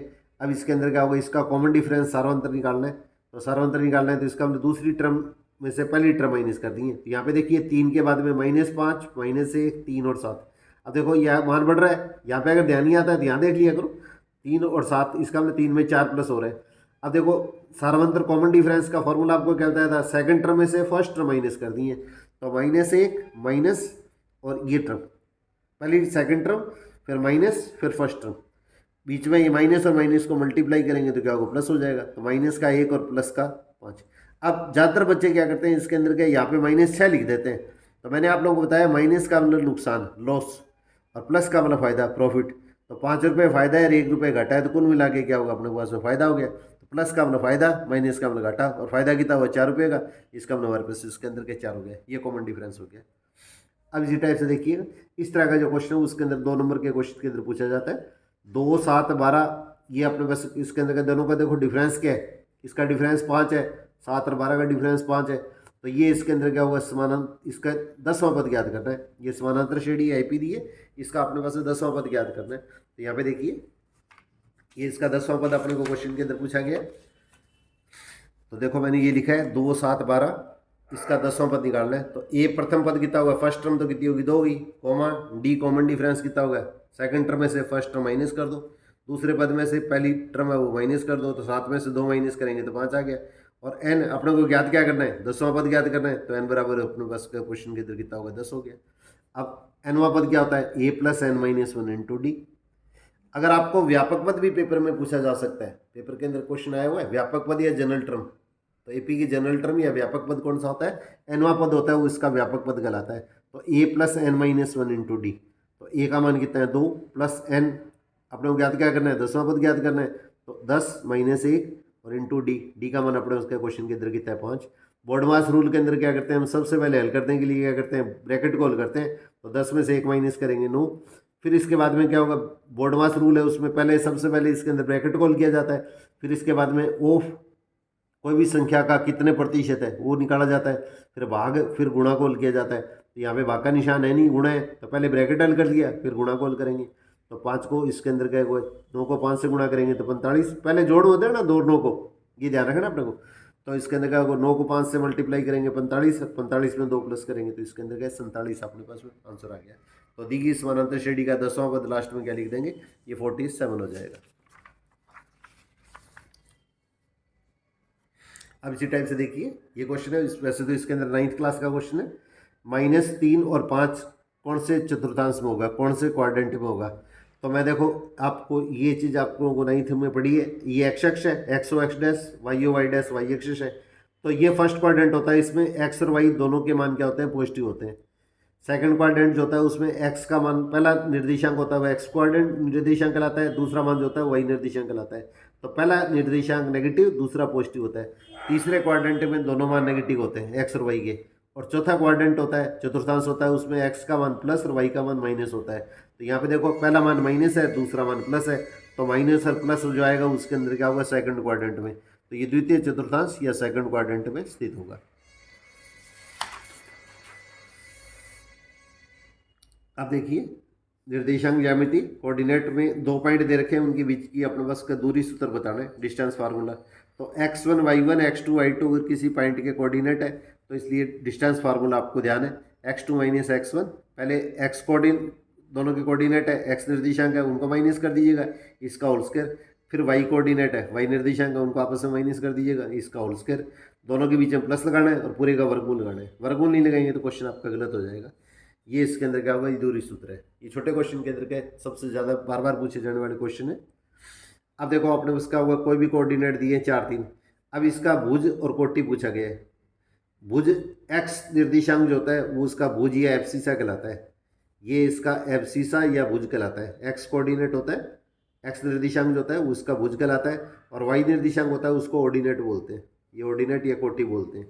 एक्स निर्देशांक तो क्या होगा, भुज हो गया, ये तो 4 हो गया, और वाई कोऑर्डिनेट है वो अपने बेसिस के अंदर क्या होगा, इसकी कोटि या इसका ऑर्डिनेट कहलाता है। तो एब्सिसा एक्स क्वाड्रेंट आएगा, एक्स निर्देशांक आएगा वो तो इसका भुज कहलाएगा एब्सिसा, और वाई कोड अपने बस का जो कोऑर्डिनेट होगा वाई निर्देशांक जो आएगा वो अपने बस इसकी कोटि या ऑर्डिनेट कहलाता है। अब इसी टाइप से देखिए 4 और 8 इसकी एक्स अक्ष और वाई अक्ष से दूरी पूछी गई है, इस बिंदु की ये अपने बस इसके अंदर एक्स अक्ष और वाई अक्ष से दूरी पूछी गई है। तो देखो मैंने ये इसके अंदर का डायग्राम से थोड़ा सा क्वेश्चन को क्लियर करने की कोशिश की है ताकि आपको एकदम क्वेश्चन के अंदर ओवरलैपिंग नहीं हो। एक्स अक्ष होगी, वाई अक्ष होगी, ये पॉइंट अपने को दिया गया है 4, 8। इस पॉइंट से क्या करो, एक्स अक्ष वाई अक्ष पे परपेंडिकुलर डाल दो, एक्स अक्ष वाई अक्ष पे परपेंडिकुलर लंब डाल लो। तो ये मान मूल बिंदु जो होता है ओरिजिन होता है उससे ये डिस्टेंस तो एक्स का मान होती है, इसका मतलब एक्स की दिशा में तो 4 चलें और वाई की दिशा के अंदर क्या चलें, 8 चलें। तो एक्स का मान 4 हो गया तो ये दूरी क्या होगी, 4 के बराबर होगी, और ये दूरी क्या होगी, 8 के बराबर होगी। तो अपने को सीधा से याद क्या रखना है, एक्स अक्ष कोई भी बिंदु है उसके एक्स अक्ष की एक्स अक्ष से किसी पॉइंट की दूरी होती है वो उसके वाई कोऑर्डिनेट की इक्वल होती है। किसी बिंदु की एक्स अक्ष से जो दूरी होती है उसके वाई कोऑर्डिनेट वाई निर्देशांक के इक्वल होती है। तो एक्स अक्ष से दूरी आएगी वो तो क्या होगी 8 आएगी, और वाई अक्ष से दूरी जो आएगी वो उसके अंदर क्या होगी इसके एक्स कोऑर्डिनेट एक्स निर्देशांक के बराबर होगी। उल्टा होता है, याद रखना है। किसी पॉइंट की एक्स अक्ष से दूरी है वो तो इसके वाई कोऑर्डिनेट की इक्वल होती है, और वाई अक्ष से दूरी जो होती है उसके अंदर क्या है इसके एक्स कोऑर्डिनेट की इक्वल होती है।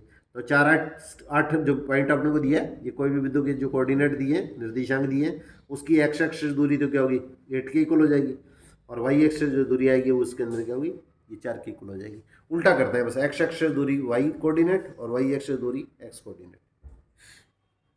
और इस क्वेश्चन को ऐसे भी पूछा जा सकता है, एक्स अक्ष पे क्या होता है वाई का मान 0 होता है, एक्स अक्ष पे आपने को पता है कि वाई का मान 0 होता है। तो इसके अंदर वापस इसके अंदर क्या होगी इस पॉइंट के अंदर क्या होगा, ये एक्स अक्ष की समीकरण अगर पूछ लें तो वाई बराबर 0 होती है, और वाई अक्ष की समीकरण अगर पूछ लें तो एक्स बराबर 0 होती है। एक्स अक्ष पे हमेशा वाई का मान 0 होता है, वाई अक्ष पे हमेशा क्या होता है एक्स का मान 0 होता है। ये आप लोग 9th में पढ़ चुके हैं, परंतु इसके अंदर का इस पे बेस्ट क्वेश्चन कई बार 10th में पूछे गए।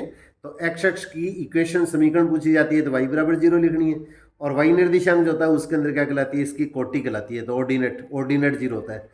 एक्स अक्ष पे हमेशा वाई निर्देशांक या कोटि या ऑर्डिनेट 0 होता है, और वाई अक्ष की समीकरण क्या होती है एक्स बराबर 0, और एक्स निर्देशांक एक्स कोऑर्डिनेट है उसको क्या बोलते हैं एब्सिसा बोलते हैं।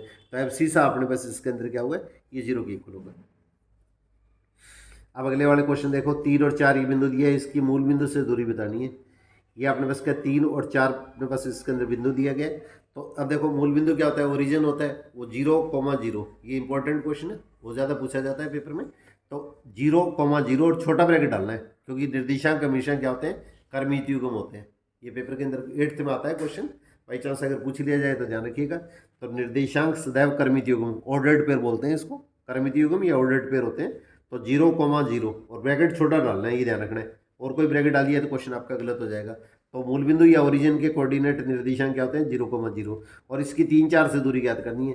तो एक बिंदु तो ये ओ ले लिया, ये तो मूल बिंदु ओरिजिन हो गया, एक पॉइंट ए ये जो दिया हो इस पॉइंट को मैंने ए मान लिया, और इनके बीच की दूरी सूत्र क्या होगा डिस्टेंस फार्मूला क्या होता है दोनों के एक्स कोऑर्डिनेट माइनस करेंगे तो 3 - 0 का स्क्वायर प्लस दोनों के वाई कोऑर्डिनेट आपस में माइनस करेंगे।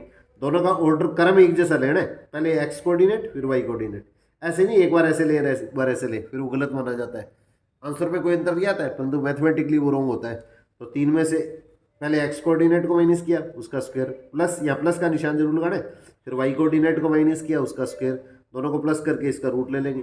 3 में से 0 माइनस करेंगे तो 3 का स्क्वायर कितना होगा 9, प्लस 4 में से 0 माइनस किया तो 4 का स्क्वायर कितना होगा 16, दोनों को प्लस करेंगे 25, और 25 का रूट क्या आएगा 25 का वर्गमूल क्या होगा 5 आ गया। ये अपने पास इसके अंदर क्या होगा ये आपका क्वेश्चन हो जाता है। अब देखिए मूल बिंदु ओरिजिन के कोऑर्डिनेट बताइए, तो ये मोस्ट इंपॉर्टेंट क्वेश्चन है, बहुत ज़्यादा रिपीट होने वाला क्वेश्चन है। तो 0,0, तो 0,0 और इसमें ब्रैकेट ध्यान रखना है ये छोटा ही लिखना है। अब tan 45 और cot 45, tan 45 और cot 45, आपको ये सबसे पहले टेबल जरूर बनानी आनी चाहिए, इसको जरूर ध्यान रखिएगा। टेबल अगर आती है तो आपके कम से कम 2 नंबर आपको मिनिमम मान के चलिए आपके एकदम तैयार हो जाएंगे। तो tan 45 और cot 45 की टेबल में से इनका मान देख लीजिएगा, तो दोनों का मान क्या होता है 1 होता है, जो भी मान है उसमें पुट कर लो, बीच में प्लस है तो प्लस कर देना, माइनस है तो माइनस कर देना, तो 1 + 1 = 2 आ जाएगा। अब ये भी NCERT का ही क्वेश्चन है, 9 sec² - 9 tan²। तो सबसे पहले 9 तो कॉमन ले लिया। अब sec² का फार्मूला होता है 1 + tan², 1 + tan²। यहाँ पे एंगल अगर ए दिया है तो ए लिखना है, थीटा दिया थीटा लिखना है, और ये माइनस tan² है वैसे ही लिख दिया। प्लस और माइनस एक जैसी संख्या कट गई तो 9 को 1 से मल्टीप्लाई करेंगे तो क्या होगा 9 आ जाएगा। ये इस क्वेश्चन का आपका आंसर आ जाएगा। अब tan 65 और ये cot 25 दोनों को बीच में डिवाइड भी किया जा सकता है, माइनस भी किया जा सकता है, इस तरह का कोई भी क्वेश्चन पूछा जा सकता है। पहले मैं देखो ये नेक्स्ट वाले क्वेश्चन ले लेता हूँ, फिर आपको इसके अंदर का ये 29th क्वेश्चन बताता हूँ। तो sin² theta plus cos² theta, ये दोनों के अंदर कोण आपका सेम होना चाहिए, ये ध्यान रखना है।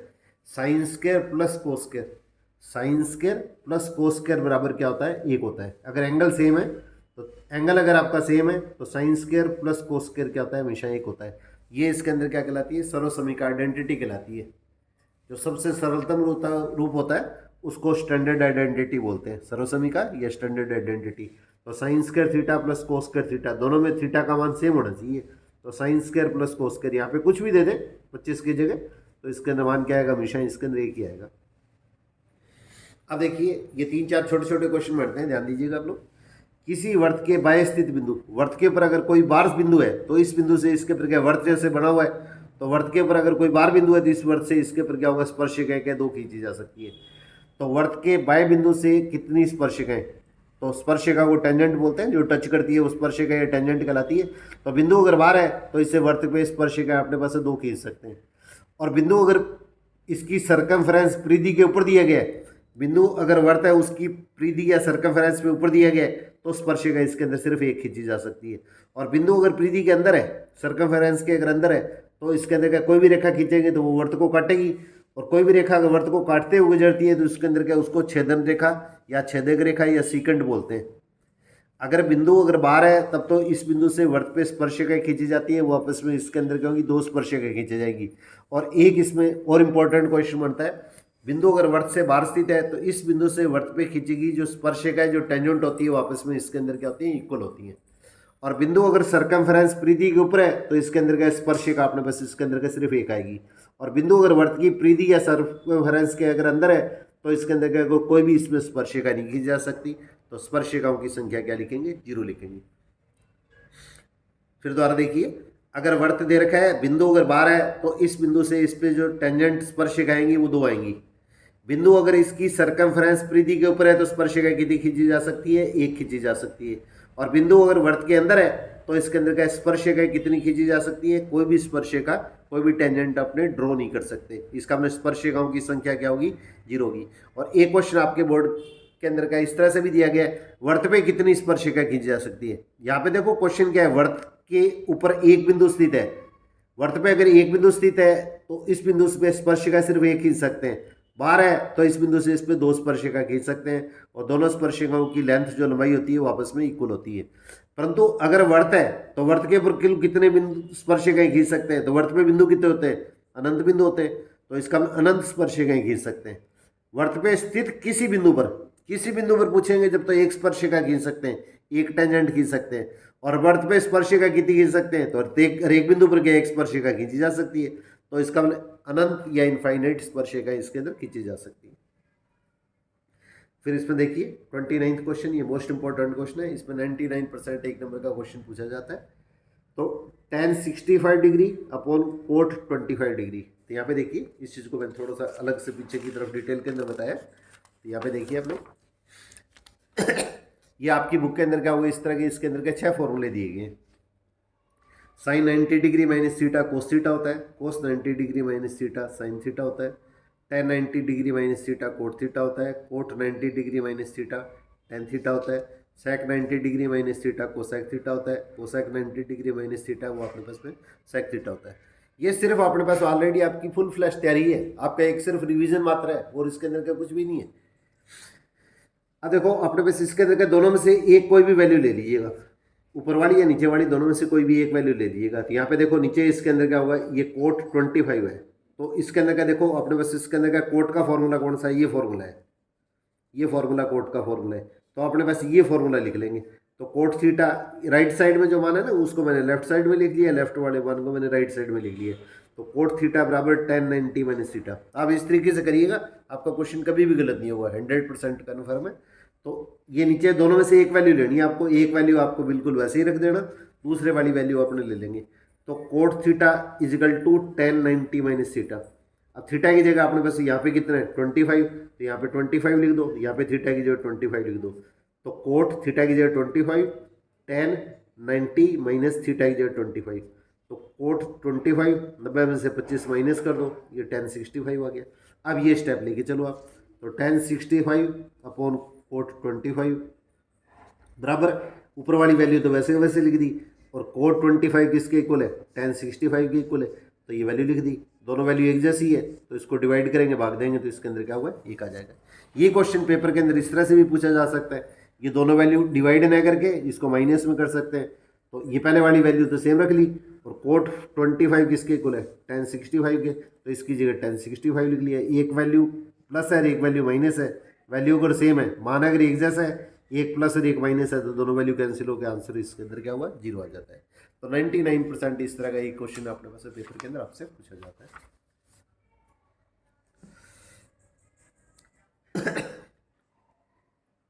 अब देखिए, ये मोस्ट इंपॉर्टेंट क्वेश्चन है, पिछली बार भी पेपर में पूछा गया था।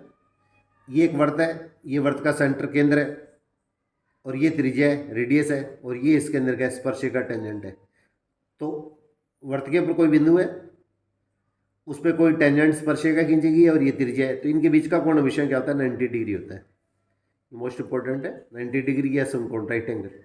तो ये दिया है वर्त की स्पर्शिका स्पर्श बिंदु पर त्रिज्या के साथ में कितना कोण बनाती है। ये टेंजेंट और रेडियस और इसके ऊपर जो बिंदु है उनके बीच का जो एंगल अपने को पूछा गया है, तो एंगल इसके अंदर कितना होता है, ये 90 डिग्री के इक्वल होता है, समकोण के इक्वल होता है। अब इस तरह से अपने पास इसके अंदर का ये डिस्ट्रीब्यूशन बंटन दिया गया, डिस्ट्रीब्यूशन, इसका माध्य क्या मीन निकालना है। तो माध्य क्या मीन निकालना है, तो इसके अंदर क्या करेंगे, सबसे पहले ये जो मान दिए हुए इसके अंदर का इसको बढ़ते या घटते क्रम में लिख लीजिएगा। तो सबसे छोटा मान, उससे फिर बड़ा मान, इस तरह से क्रम में लिख लीजिएगा। सबसे पहले कोई भी मान जो दिया गया है उसमें 2 बार दिया है तो इसको 2 बार लिखना है, 3 बार दिया है तो इसको 3 बार लिखना है। तो अपने पास वो दिए हुए मान है उसको छोटे से बड़े क्रम के अंदर लिख लो। छोटे से बड़े क्रम में लिखते हैं उसको आरोही क्रम बोलते हैं, और घटता क्रम होता है, बड़े मान से छोटे मान के अंदर जो लिखते हैं वो अवरोही क्रम होता है, वो डिसेंडिंग ऑर्डर कहलाता है।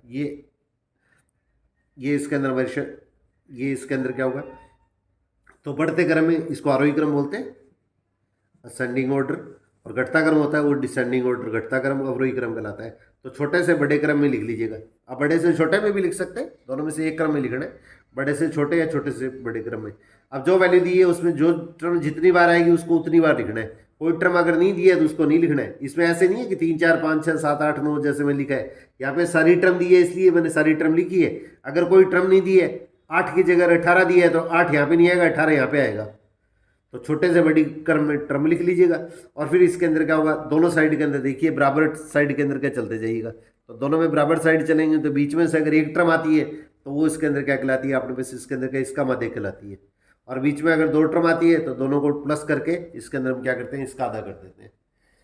पहले माध्यक या मीडियन निकालने के लिए हम क्या करते हैं, सबसे पहले टर्म्स जो अपने को दी होती हैं, ये जो संख्याएं अपने को दी होती हैं, इसको बढ़ते क्रम में छोटे से बड़े क्रम के अंदर लिख लीजिएगा।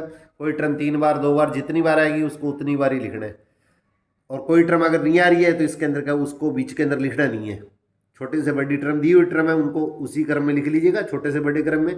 और फिर बीच में अगर एक टर्म आएगी, दोनों साइड से बराबर बराबर चलो, 1 2 3 1 2 3, बीच में एक टर्म आ रही है तो वो इसके अंदर का वो इसकी मीडियन या माध्यिका हो जाएगी। माध्यिका या माध्यक एक ही बात है, इंग्लिश में मीडियन बोलते हैं, हिंदी के अंदर माध्यक भी कहते हैं, माध्यिका भी कहा जाता है। तो ये 6 आ जाएगा। बीच में अगर 2 टर्म आ जाए तो दोनों को प्लस करके इसके अंदर का इसको अपने पास में हाफ कर देते हैं। अब देखिए, ये सूत्र भी कई बार पूछ लिए जाते हैं पेपर में। तो सूत्र अपने पास जैसे दिए गए, ये देखिए, समानांतर माध्य निकालना है। एक तो एक समानांतर माध्य है, इसके अंदर कल्पित माध्य मान के, कल्पित माध्य विधि अज्यूम्ड मीन से, और माध्य कर बहुलक मीन और मोड अपने पास निकालना है। तो ये देखो मैंने पीछे की तरफ फॉर्मूले लिखे। माध्य को अपने पास इसके अंदर का समानांतर माध्य या माध्य या एवरेज औसत कुछ भी कह सकते हैं, मीन भी कह सकते हैं, इसको एवरेज भी कह सकते हैं। तो एक्स बार बराबर क्या होता है, सिग्मा एफ एक्स बटे में सिग्मा एक्स। ये अपने पास विधि जो कहलाती है उसके अंदर क्या कहलाती है, प्रत्यक्ष विधि कहलाती है। ये इसके अंदर हमारे पास क्या प्रत्यक्ष विधि या डायरेक्ट मेथड कहलाती है, प्रत्यक्ष विधि या डायरेक्ट मेथड कहलाती है। अब इसी तरह से अज्यूम्ड मीन, कल्पित माध्य मान के जो माध्य ज्ञात करने के लिए फॉर्मूला क्या होता है, a plus sigma F D बटे में सिग्मा एफ। यहाँ पे पेपर के अंदर अगर कैपिटल ए दे तो कैपिटल ए दिखा देना, स्मॉल ए दे तो स्मॉल ए दिखा देना। तो एक्स बार बराबर ए प्लस सिग्मा एफ एक्स बटे में ये सिग्मा एफ डी बटे में सिग्मा एफ। ये डायरेक्ट मेथड तो कौन सा हो गया, प्रत्यक्ष विधि तो सिग्मा एफ एक्स बटे में सिग्मा एफ। और कल्पित माध्य क्या होगा, ए प्लस सिग्मा एफ डी बटे में सिग्मा एफ। पेपर में अगर आपको कुछ भी नहीं दिया जाता है, अगर आपको माध्य ज्ञात करते हैं तो आप इसके अंदर के एवरेज बच्चे हैं उसके अंदर ऊपर वाली विधि काम में लीजिएगा। और अगर अपने पास विधि का नाम दिया है तो अपने को उसी विधि से प्रश्न को इसके अंदर हल करना पड़ता है। अब माध्य का मीन, माध्य का अपने पास इसके अंदर क्या, माध्य का वो अपने पास इसके अंदर क्या मीडियन हो गया। तो मीडियन का फॉर्मूला क्या होता है, एल प्लस एन बटे 2 माइनस सी एफ बटे में एफ और इंटू एच। ये बटे का निशान दिखाना है आपको, ये हमेशा ध्यान रखना है। तो L प्लस एन बटे 2 माइनस सी एफ बटे में एफ इंटू एच। और इसी तरह से ये बहुलक का वो अपने पास इसके अंदर क्या होता है, मोड होता है। तो मोड इसका फॉर्मूला क्या होता है, L plus F one minus F zero upon 2f1 minus F zero minus F two into H. यहाँ पे ये जो प्रतीक दे रखे हैं ना, सिंबल दे रखे हैं, ये भी पूछ सकते हैं कि ये क्या चीज़ होती है। L इस सूत्र के अंदर क्या होता है, ये माध्यक वर्ग जो होता है उसकी निम्न सीमा, lower limit of median class. अब इस तरह से n क्या होता है, बारंबारताओं का योग, सम ऑफ फ्रीक्वेंसी। CF क्या होता है, माध्यक वर्ग जो आता है, मीडियन क्लास आता है, उसकी फ्रीक्वेंसी जो f होती है, और मीडियन क्लास से जस्ट पहले का जो वर्ग होता है, उससे ठीक पूर्व वर्ग होता है, उसकी CF होती है, संचयी बारंबारता होती है। और H क्या होती है हमारे पास में, H अपने पास इसके अंदर माध्यक वर्ग मीडियन क्लास है, उसका अपने पास में अंतराल कहलाता है, वो उसका अंतराल कहलाता है। अब इसी तरह से बहुलक वाले फॉर्मूले के अंदर क्या होता है, L ये बहुलक वर्ग या मोड क्लास है, उसकी अपने पास का निम्न सीमा होती है। F0 क्या होता है, ये मोड क्लास या बहुलक वर्ग जो आएगा उसकी बारंबारता होगी। F0 इससे जस्ट पहले का बहुलक वर्ग जो आएगा, ये मोड क्लास आएगा, उससे जस्ट पहले का जो वर्ग है उसकी बारंबारता होगी F0। और F2 इसके अंदर क्या होगी, इससे जस्ट बाद का जो वर्ग है, बहुलक वर्ग जो ये अपने पास दिया है मोड क्लास, उससे जस्ट बाद का, उससे ठीक बाद का जो वर्ग है उसकी बारंबारता होगी। और H इसके अंदर क्या होगा, बहुलक वर्ग की बार, ये इसके अंदर क्या होगा, बहुलक वर्ग का अंतराल, या इसके अंदर क्या होगा, इसका डिफरेंस आ गया।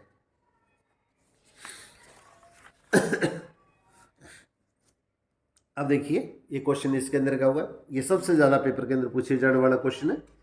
ये अपने को कुछ मान दे दी गई है और इसका समानांतर वाद्य मीन दे दिया आपको, जैसे 4 दे दिए, इसका समानांतर वाद्य आपको दे दिए, और x का मान अपने को क्वेश्चन के अंदर अपने को ज्ञात करना है। तो इसके लिए प्रश्न के अंदर क्या देखिए अपने पास, इसके अंदर क्या किस तरह से करते हैं, ये माध्य अगर खाली x के मान दिए हुए हैं तो माध्य x बार बराबर क्या होता है, sigma x upon n। Sigma x इसका मतलब ये अपने पास इसके अंदर क्या होगा, जो भी पद दिए हुए हैं उन सबका सम। ये सिग्मा जो होता है ये ग्रीक वर्णमाला का अक्षर होता है। ग्रीक वर्णमाला जो होती है, जैसे इंग्लिश अल्फ़ाबेट होते हैं वैसे ही ग्रीक अल्फ़ाबेट है, उसके अंदर क्या होगा, उसका एक अक्षर है, और इसका योग जो ये अपने पास योगफल की प्रक्रिया समेशन है, उसको शो करने के लिए इसके अंदर का इसको काम में लिया जाता है। पेपर में एक बार पूछा हुआ है। तो ये इसके अंदर का सिग्मा से आपका क्या अभिप्राय है, what do you mean by sigma. इसको सिग्मा बोलते हैं, ये उल्टा दिया सा जो होता है ना, इसको सिग्मा, इसका मतलब होता है योगफल। ये ग्रीक वर्णमाला जो है, जैसे अंग्रेजी वर्णमाला ABCD इंग्लिश अल्फ़ाबेट है, वैसे हमारे पास क्या होगा, ग्रीक वर्णमाला जो है, ग्रीक वर्णमाला अल्फ़ाबेट है, उसके अंदर क्या होगा, इसको समेशन को शो करने के लिए इसके अंदर क्या होगा, एक सिंबल है, एक प्रतीक के रूप में काम में लिया जाता है। तो सिग्मा FX बटे में n पदों की संख्या होगी, ये इसके अंदर क्या होगा, ये टेक्स्टों का योग हो गया। तो माध्य अपने पास 4 दिया हुआ है, जितनी भी टर्म दी हुई है सबको प्लस कर दीजिएगा और इनको काउंट कर लीजिएगा, इनकी गिनती कर लीजिएगा, 1 2 3 4 5 6 7 8 पदों की जो संख्या है, n क्या है, पदों की संख्या, नंबर ऑफ टर्म्स, उसे डिवाइड कर दीजिएगा।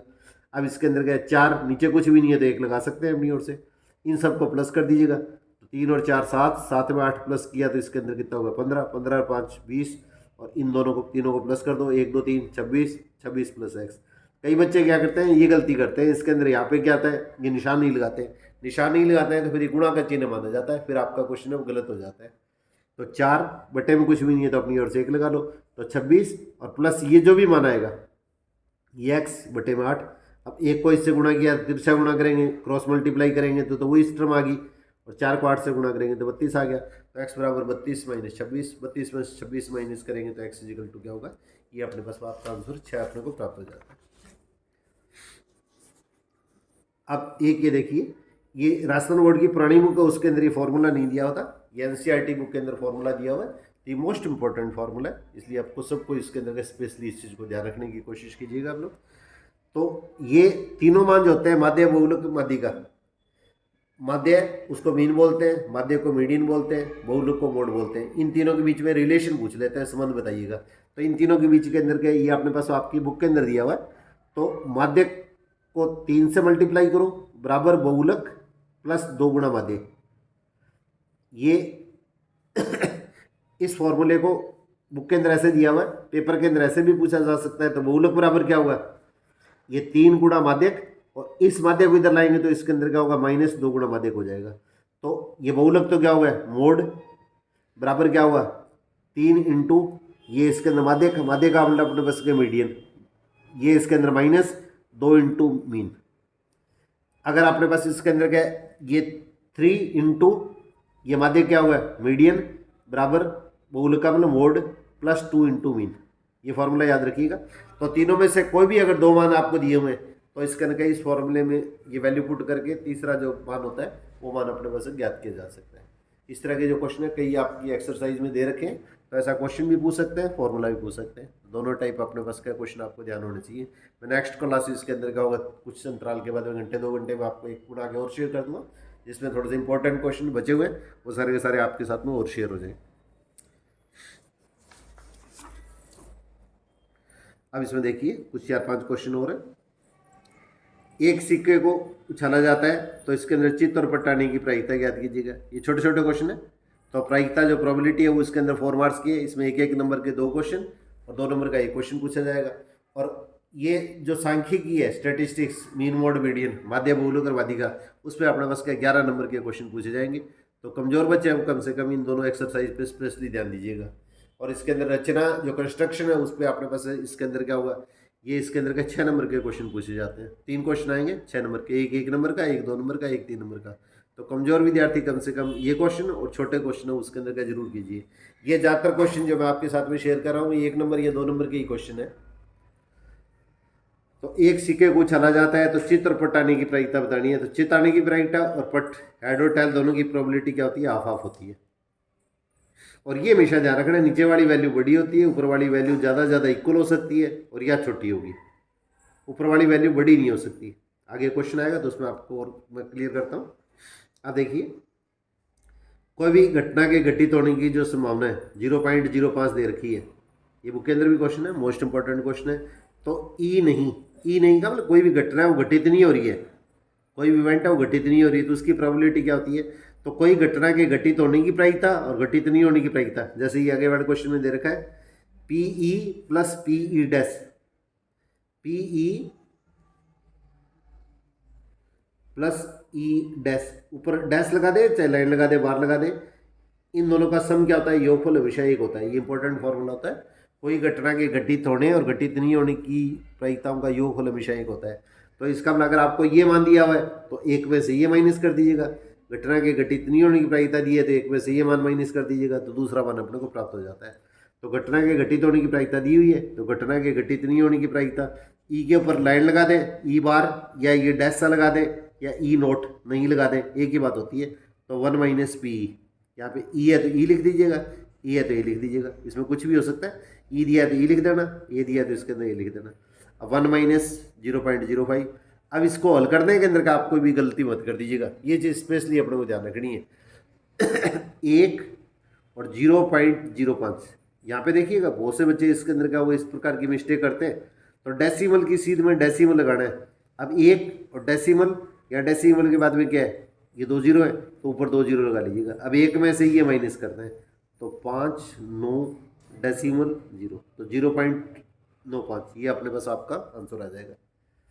इस तरह के क्वेश्चन के अंदर क्या कमजोर बच्चे होते हैं वो इसके अंदर इस तरह की मिस्टेक कर देते हैं, ये स्पेशली ध्यान रखिएगा। और 99% आने वाले क्वेश्चन है।